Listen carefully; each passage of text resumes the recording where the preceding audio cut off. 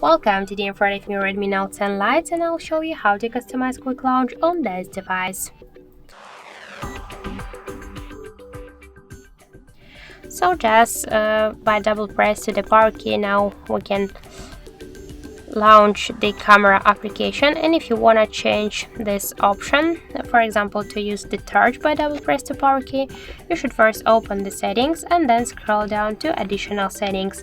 Here click to gesture shortcuts. Now just tap to launch camera, turn off the switcher, go back and click to turn on torch. Now tap to the switcher to activate. The double press to the power button to turn on torch. Now press twice to the power key and we can see that the flashlight successfully activated. To turn it off, just by the same way, press to the power key button, and that's it. So thank you for watching, and if you find this video helpful, don't forget to leave a like, comment and to subscribe our channel.